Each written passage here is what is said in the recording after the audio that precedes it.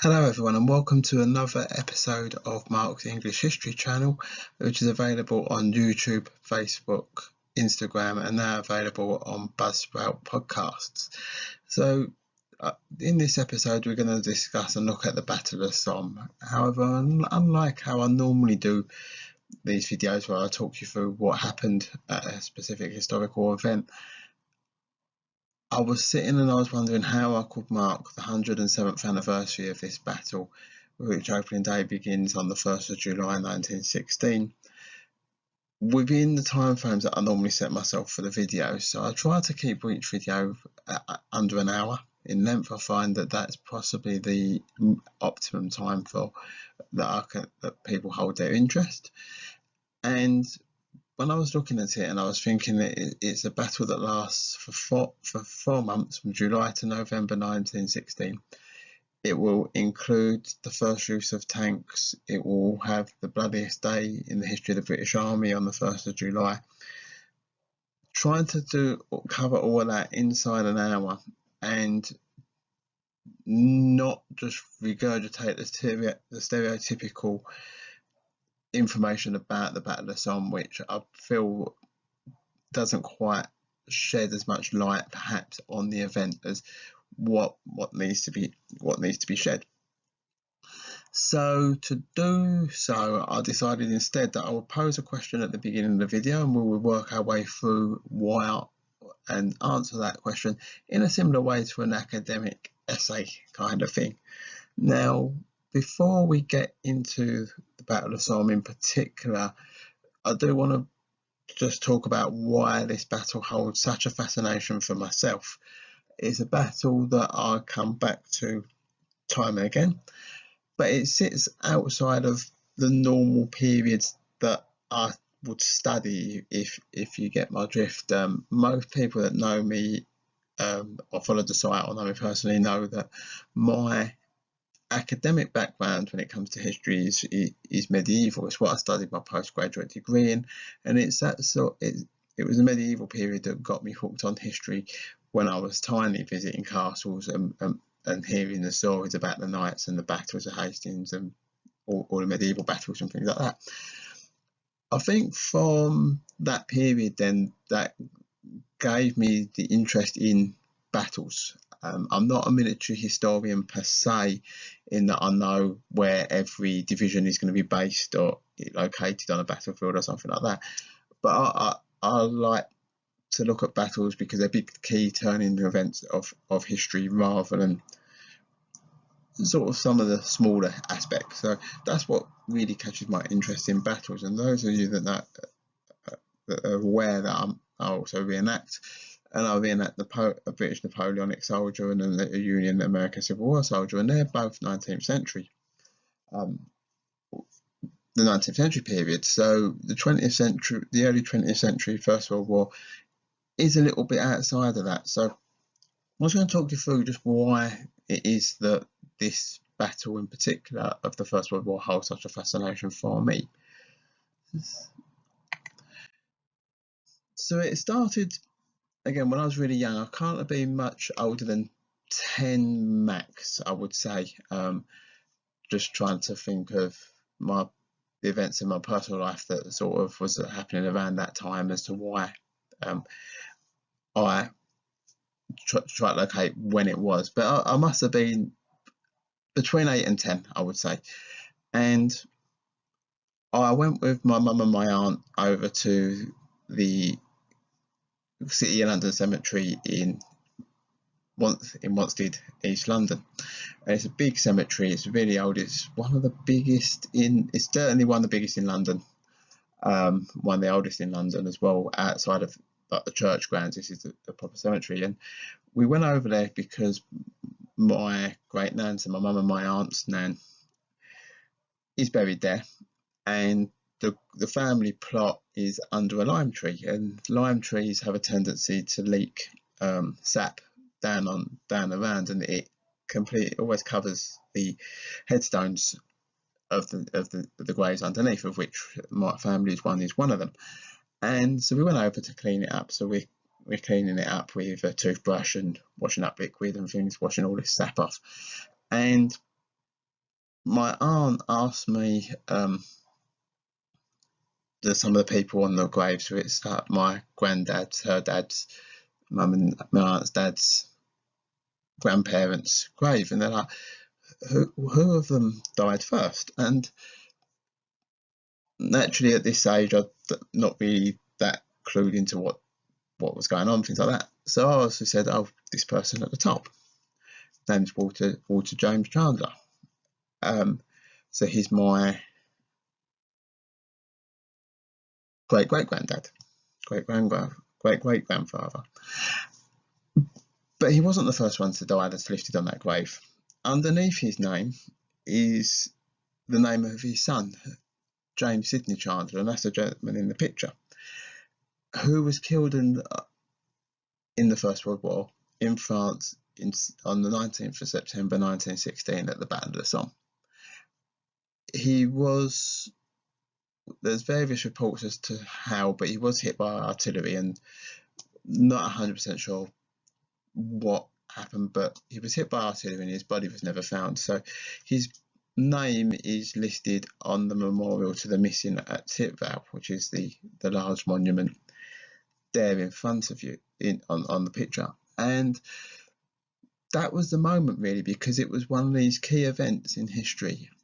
And when I look at some of the other events in history, they're these far off things, but here is a tangible link to me of one of these great momentous days in history, because or events in history, because at the Battle of Somme I had a great uncle, my great granddad on my father's side was also there, and a few, and probably my great granddad on my mother's side. So Jim, who we call Jim James, his sister's husband was in the Royal Artillery, Field Artillery. So he probably was there, but they're a bit harder to track down. But here's a person that was there, was on the Somme, and unfortunately died on the Somme. And so this was the link for me. So, like I say, that happened when I was about between 8 and 10. When I was 14, yeah, about 14, yes. I was in year 9 at school, so I was just about to go into my GCSE years. So I'd been 14, approaching 15. I had the opportunity to visit the First World War battlefields with the school. I went, and one of the last places we visited, in fact, it was the last place we visited on the tour, was the Tipval Memorial. And it was the first time I could go across at the memorial, the proper memorial site, rather than just the family grave, to Jim. So that's why I feel that this always comes back, because whenever I feel like I'm at a loose end, and sort of not loose end in everyday life, but in loose end in academic study or historical study, there's always, go back to the First World War, and gradually I start developing and looking at more and more things. And my First World War interest now extends far beyond the Somme. I'm interested in Ypres. I found on my dad's side of the family, an uncle who fights and is killed at the Battle of Albert's Ridge in 1915. But the interesting fact, and why I want to dig further into his case, is because his regiment, the 2nd Royal Berkshire Regiment, was up against the 16th Bavarian Reserve Regiment, within whose ranks was Adolf Hitler. So that would be quite an interesting sort of little battle between those two regiments to have a dig into. But that's why I have this fascination with the Battle of the Somme, which sort of goes that stands aside from my other battles. So I just thought I'd just like to share that sort of personal experience of the Battle of the Somme, and why I feel I have a link to it that I feel that is much more genuine than maybe I do with, say, Waterloo. Despite it being that I love the Battle of Waterloo, I feel this I do have that link to it a lot more closely than that. Okay, so the question that I was going to propose in the argument is put forward by a historian, a renowned historian on the Battle of Somme, Martin Middlebrook. Now he writes in this book here, which is the same one that's in the picture. It's The Old Front Line by John Masefield. Now, John Masefield's book, The Old Front Line, was commissioned by the British government in 1917 as a literary guide to the battlefield of the Somme. Now, he goes out, like I say, at the request of the government in 1917. So this is in the period of the First World War between the retreat to the German retreat back to the Hindenburg Line that's so well depicted in the film 1917 of, what is it, 2020 now that film came out. That film shows that retreat process. And the German spring offensive of Operation Michael and Operation Georgette of 1918, where they attempt to win the war after the Russians pull out. And so there's this time frame where what is known as in the book, the Old Front Line, the Somme battlefront has been evacuated by both armies, and they're both quite a significant distance away. So it's safe for a civilian to go. So what happens is civilians start to trickle over to see where their relatives fought and died. But not all of them could. Remember, this is early 20th century. A lot of these guys, as we'll come on to with this question that's posed, are coming from quite poor families, working class families, working class areas. Some of these people couldn't afford to go. So what the British government did was they sent out John Masefield, who I believe was a poet laureate at the time, to write and describe what he saw of the Old Front Line and the description. It has now become a very valuable piece of source material for the historian, because by 1920, a lot of the farmers have come back into the areas of the Somme. The Somme is still today a very rural area. It's very well preserved in that sense, in that the footprints of the villages, the footprints of the woodlands, is generally fairly consistent with what it was during the time or prior to the First World War. Obviously, because a lot of the villages and woodlands were scenes of horrific fighting that obviously took massive destruction. But within sort of, say, the 1940, if you look at 1914 map, look at the 2014 map, so a century later, the actual positionings of the villages, the footprints and the woodlands, they're fairly similar. So you can go, you can see it, but the ploughs did their work by 1920. The shell holes were filled in, the craters were filled in, barring the real big ones. The trenches are gone, dugouts were either filled up, blocked off. Okay, so there's not a lot. You can see it, it looks great, but it's not as it was. And when you look at and read, say, regimental war diaries, personal narratives, regimental histories, that's probably the one thing that's really lacking, is the detail and description of the landscape around it. Personal diaries possibly have it, regimental histories sometimes do. They're certainly pretty much not there at all in regimental war diaries. So I find that this book here is a really good book to have with you if you are travelling to the battlefields of northern France, because of the Somme, because you can take that book and you can read the passage about where you're standing and you can get an understanding of what it was like. So today, just take an example, one position. Now, if you stand with your back in the position that the Ulster Division will attack on the first day of July, 1st of July, if you stand with your back towards Tietvale Woods, you're looking forward. In front of you is the Ulster Tower. Now that stands on the site of the infamous Schwaben Redoubt, and if you go around the side of the tower, there's an area to the back of it that still has got quite a bit of it left intact. So you can have a look, see through the fence. It's fenced off, it's quite dangerous.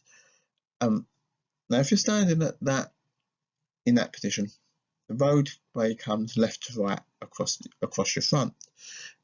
Around just to the right, say 10:30, 11 o'clock-ish, from the Ulster Tower, there's a position part of that Schwaben Redoubt, an observation post called the Pope's Nose, and that's just sitting in the farmer's fields. You can go up and have a look. But that road that runs across there, left to right, that ran directly through the middle of no man's land. So that road actually really gives you a nice marker point as to where everything was. If you look to your right, that road will continue up the Tietvale Heights, up to the crest, and upon which is the magnificent memorial to the missing at Tietvale, built on the site of the old Tietvale Chateau. If you look to the left along that road, the road drops down off the Tietvale Heights into the Ancre Valley, and then from there it rises up. You'll see the Sierra Road moving across.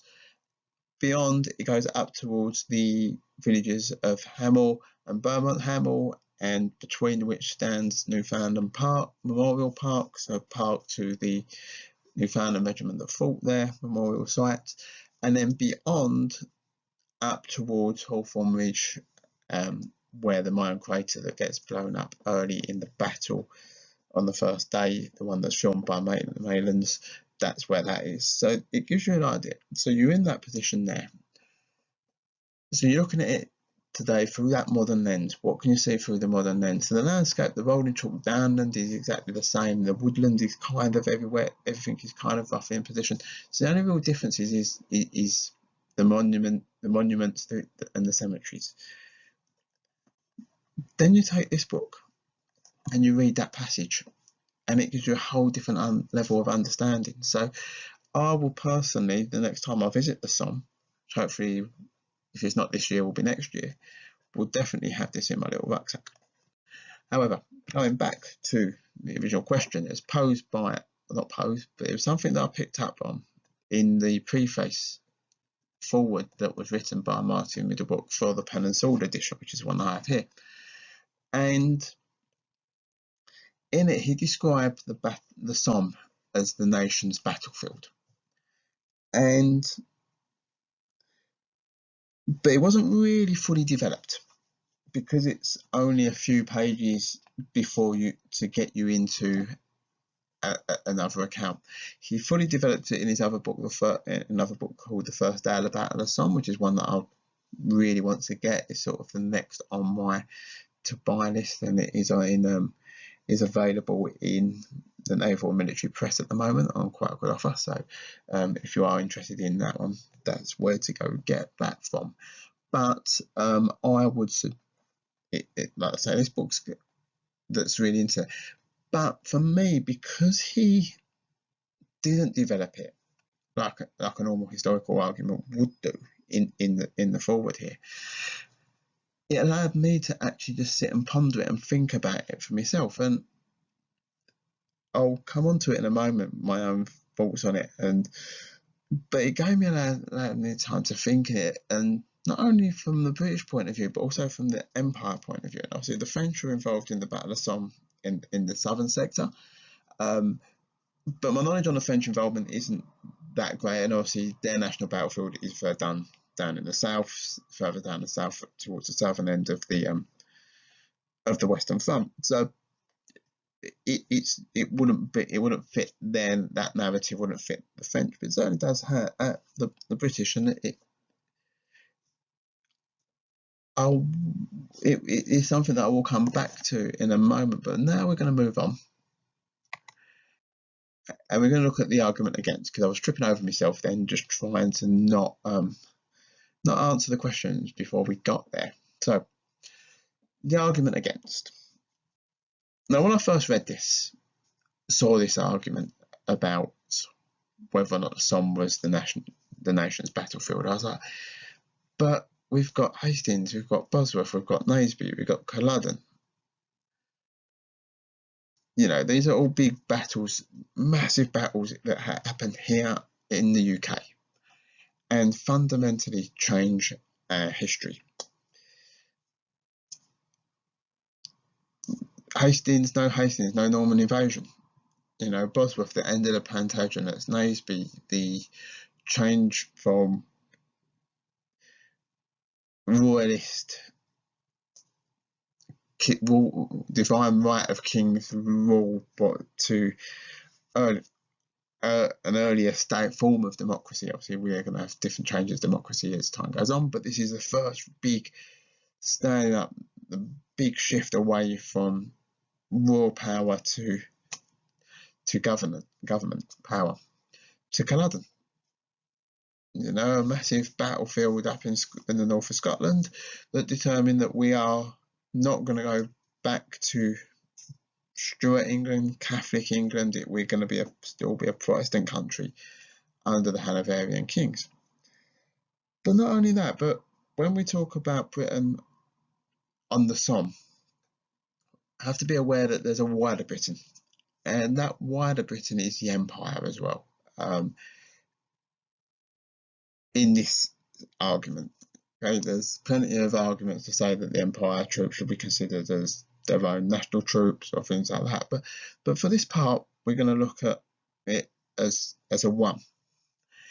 And then you start looking at, say, like the Canadian forces, whether that's the Canadian forces or the Newfoundland forces, because Newfoundland at the time was a separate colony to the British, to Canada.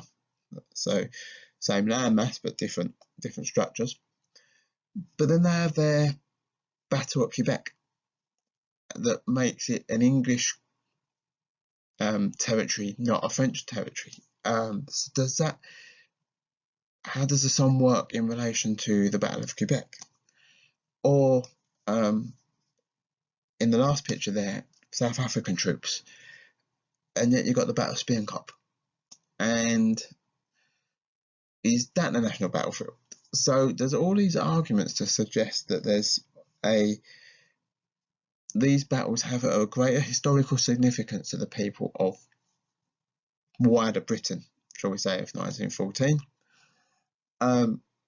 that suggests that maybe the Somme wasn't the national battlefield. And that, when I first read that, that was my first argument. It was, no, there are more important battles that take place, war-winning battles to some extent, when you consider the likes of Quebec, Culloden, Naseby, Hastings, Bosworth. They're all war-winning. It's out of those selection that I've chosen just to emphasise as a point.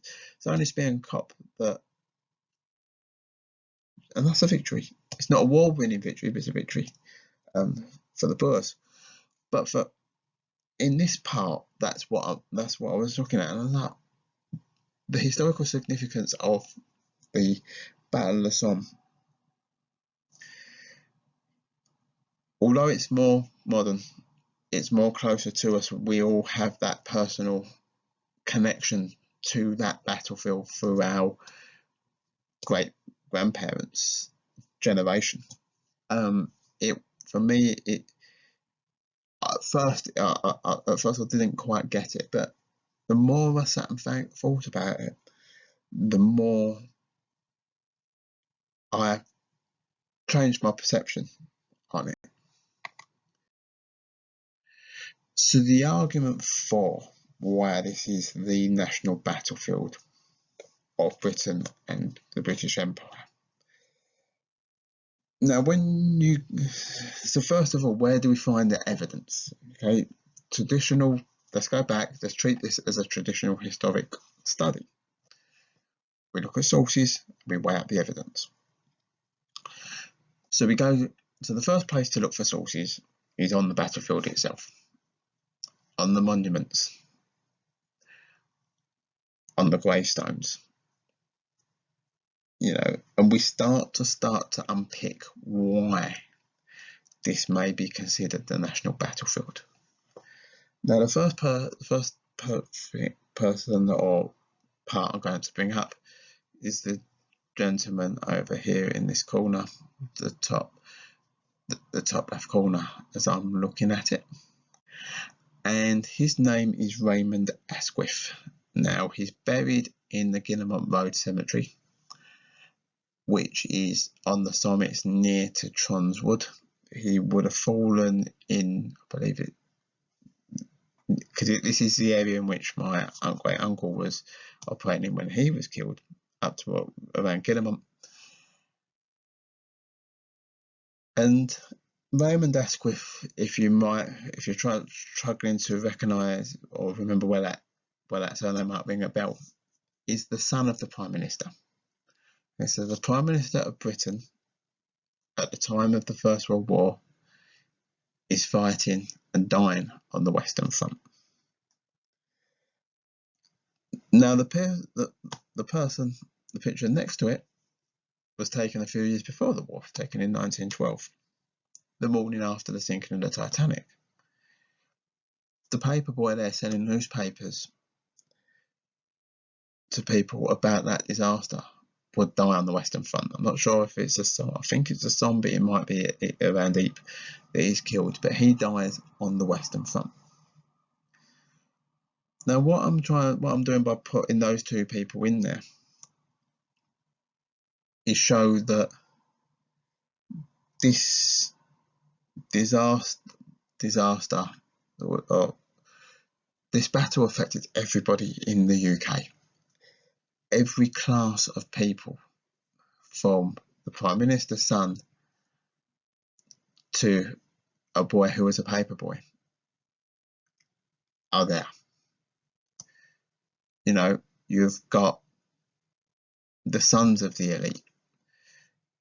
Again, not the Somme, but just to put it into perspective, they may have served on the Somme. It's possible because they're in they're buried at Tynecott Cemetery in Ypres, so they may have served time on the Somme. You've got a member of the royal family, and you've got the elder brother of Queen Elizabeth, the Queen Mother, both buried in that cemetery. So it's possible that they were there on the Somme. So you're seeing it's the highest echelons of society. Their families are being affected. You've got paper boys, you've got coal miners. My great uncle was a postman, worked for the post office. There's numerous other jobs, manual jobs, working class jobs that are taking place, as well as middle class, upper class people. So it's affecting, this battle affects every echelon of British society. And when I say British society, that includes the wider frame of British society of the empire as well. Also affects every community. Every community will be affected by the Battle of the Somme. Now, to illustrate it for the purposes of the slideshow there, that is a memorial in the northern town of Accrington. It's home to one of the early members of the Football League, Accrington Stanley Football Club, but it's also one of the places that becomes synonymous with the Battle of the Somme, because for the Battle of the Somme, there is a unique set of circumstances that occur.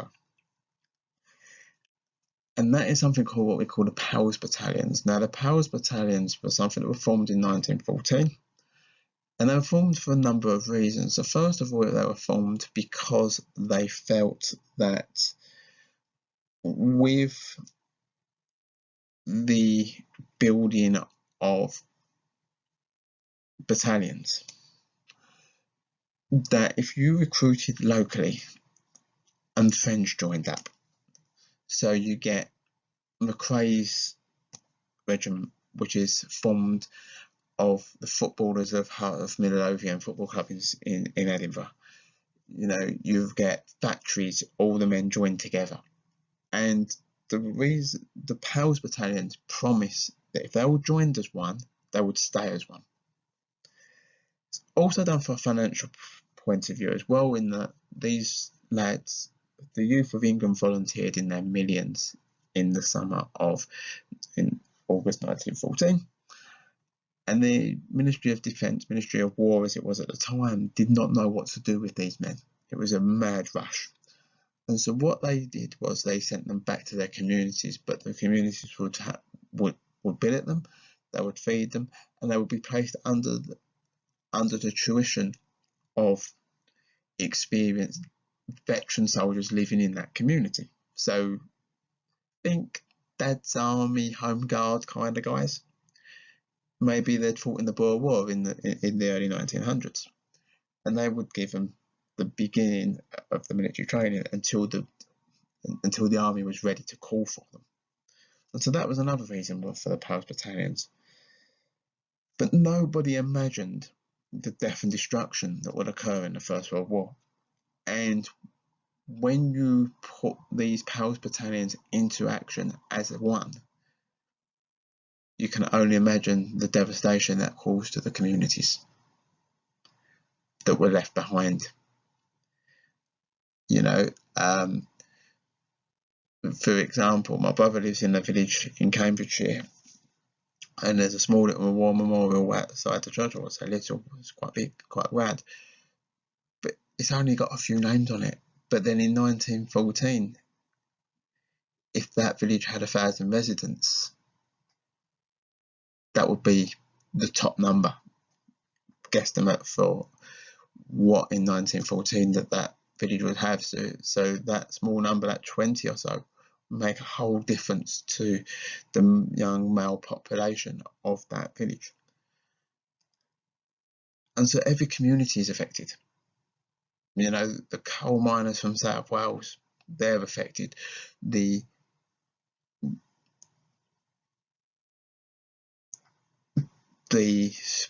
ship makers of the northeast, you know, all these different communities are all going to be affected, and that effect will even cross divides. So in Ireland, we're months after the Easter Uprising, both the Ulster Division and the Irish Division are going to be deployed on the Somme. They're both going to shed blood. It won't be until the following year, 1917, that the two fight actually side by side. And that's marked today in a place called Wyshie, near on the Messines Ridge, with a tower that was opened as part of the centenary celebrations. But even the community divided is going to be affected by this battle, and is going to be there represented at the battle. And that's why I begin to start to change my mind on whether or not this is the national battlefield. And then we move on and we look at the wider Britain, you know, the empire. And we've already discussed there the Irish divisions, the Ulster Division, the Irish Division, both being there. We look then at the Anzac divisions, so the Australian and New Zealand Army Corps, and they fight on the Somme, and they fight at a battle within a battle. The Battle of the Somme gets its name in 1923. The British government set up a commission, I hate saying this word, the Nomenclature Committee, which is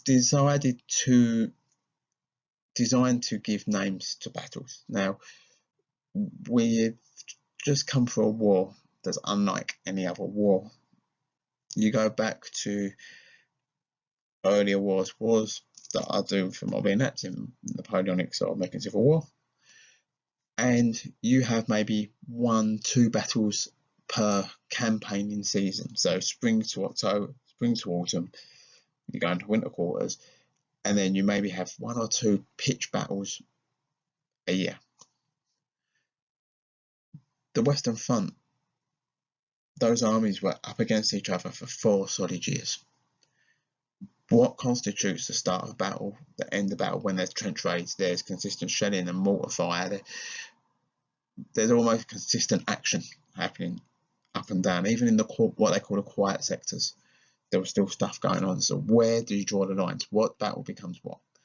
And in the introduction to the Old Frontline by my middleweight, he suggests up to 19 different battles are fought in the period that we know as the Battle of the Somme. So but the Australians get one. They get one, and it's called the Battle of Pozieres. It's to capture the village of Pozieres. They start off a place called Muckay Farm or Muckay Farm, and they move forward. They capture the village of Pozieres. And that's important because that's the only battle out of all these various battles that has its own name, and that's because the Australians pushed for it to be recognised as a separate action because it was almost purely them, but it meant so much to them. Okay, so yes, they've had Gallipoli in 1915, and they have Famels as well, but Pozieres means a lot to them, so they really push and push and push, and it gets declared a battle within its own right. So that shows that for them, the fields of the Somme are quite sacred. They have meaning to them. In these early national identities for these territories that will become countries, independent countries, by the end of the next war, if not by this one. You have Newfoundland Park, so that's the terrific memorial there of the caribou up on the rock, and this is an area that numerous battalions of the division fought there. It wasn't just the Newfoundlands, but what makes the Newfoundland story more harrowing is that the failures of the first waves. The Newfies were in the third wave. The first two waves failed. It clogged the trenches horrifically, and so they have to go over the top from the reserve trenches. And when you go to Newfoundland Park, the position of those reserve trenches from which they had to leave to attack is actually out in the car park. And 800 men signed up from Newfoundland. Now, bearing in mind, Newfoundland is this wild, windswept place on the east coast of Canada. It's not got massive populations. These 800 men, this battalion just gets completely wiped out. And I think there's 4 of these caribous placed around the battlefield of the First World War. The latest one to be placed is actually in Gallipoli. And there's varying descriptions of what it's doing. Some say it's mourning, but I think the best version that I've heard, and it was the guide that I had when I went out to the battlefields in the spring, Tim Furlow, who's one of the battlefield guides for Ledger. He described it that it's calling its children home, and I really like that analogy. I think that's fantastic. For Canada as a whole, the rest of Canada, they're there. They fight there. There's monuments to the Canadians there as well. They've also got, like the Australians, they've got other battles that possibly they could get maybe revered a little bit more than their involvement on the Somme. The storming of Vimy Ridge in 1917 and the fantastic memorial there. And going back earlier, 1915, at the Second Battle of April, where they hold the line after the German gas attack. And then the capture Hill 62. So around Ypres, they're quite involved, but again, they're there, they're involved, they're heavily involved on the Somme. And then lastly, we're talking about those, and that's not to miss out any of the other nations that former colonies that fight there, but the South Africans. Now their fight in Delville Wood is horrific. It's one of the areas of absolute mass slaughter on the Somme, and Delville becomes Devil's Wood in the grand scheme of things. When these nicknames start coming out, Devil's Wood. But what's really important for the building of the South African national identity there, is that it's where the Brit and the Boer fight side by side. So less than 15 years ago, at the turn of the century, they're fighting each other. Now they're fighting together, and that really cements and helps to start to build a national identity of white South Africa, should I say. So that's where we are now. I'll just quickly, before I move on, because I just quickly mentioned the committee that's set about naming the names now, naming the battles. Now, there's a number of reasons why they possibly cut down on and just called it the Battle of the Somme. It's a huge 3-month period. There's a lot of battles in there, various different names. And one thing that we can't take, or we have to remember, is the British struggled with French pronunciations. You'll probably find on this video that there's a few pronunciations that I've got horrifically wrong. But for example, Delville's Wood, Ocean Villas. There's one of the woods, and it was nicknamed Bollocks Wood by the British soldiers. They just couldn't get their mouths around it. The famous one, Ypres Wipers. There's a lot of they struggled with these continental names, and so I think with the word in Battle of the Somme, it's a nice easy one. Everyone can say it, everyone can pronounce it. It's not that much of a problem as compared to some of these more continental names. So I think that's probably why. And also just there's too many sort of you want, and possibly a symbolism. So much blood was shed at this one battle that it was better to call it one rather than this one, that one, and it all gets fragmented, and there's sort of this ideology of the numbers come up. So that's why possibly it only got the one name, other than Pozieres, which is the battle within a battle, but you haven't got the Battle of Beaumont Hamel, you haven't got the Battle of Le Bessel, where the huge crater is. You haven't got sometimes it's known as the Battle of Flers-Courcelette, which is first used to tanks, but that's still regarded as the Battle of the Somme. Battle of Guillemont, Battle of Givenchy, all these little smaller actions that are quite large, that are sort of mashed into one big battle. It's like, for example, if you take the American Civil War, the Overland Campaign in 1964, it's say you do away with Wilderness, Spotsylvania, North Anna, some of the others that take place, and just call it the Battle of Northern Virginia, for example. You name it after an area rather than after individual battles, because it seemed, especially that first day, it was such a wide action. It's once we move into the battle itself, through the latter part of July, August, September, you start getting more precise action rather than the whole frontage. But I think because of that whole frontage first day and the disaster that occurred, that's why they stuck with that. Okay. So lastly, some conclusions from this episode, and I hope you've enjoyed this style of format. When I first read that description of the Battle of Somme as the nation's battlefield, it did take me back. I wasn't 100% sure, but I think it was really actually one of the most poignant statements, because by making just that statement, not fully developing it in the way that it would have been done if I'd have read the book from which it came, and he really developed it, it allowed me to think.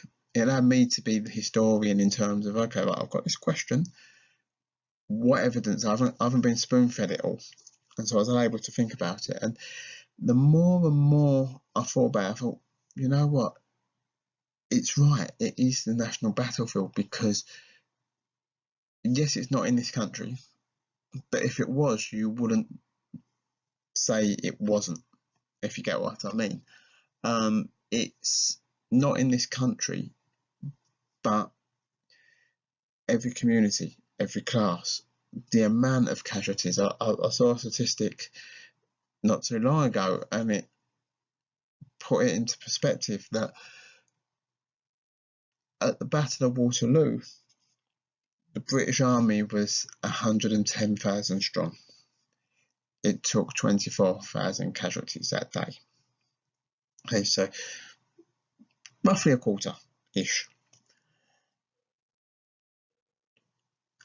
The Battle of the Somme, the British Army as a whole was a lot bigger. However, the deployed number of men that will be involved on the first day from Rawlinson's 4th and Gough's Reserve Army was 110,000 men, so almost identical in number to the size of the army at Waterloo.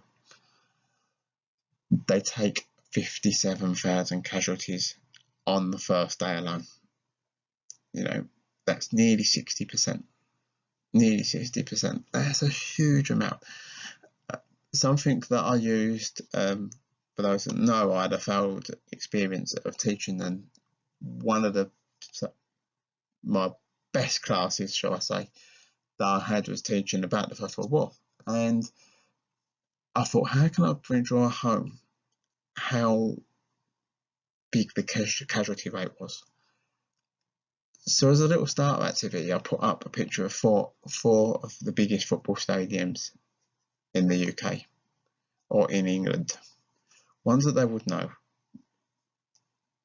My own team stadium, London Stadium of West Ham United, Arsenal's Emirates Stadium, Manchester City's Etihad, and Newcastle St James's Park. Now, all of them range from 55 to 60,000, and I got them to guess the capacities, so that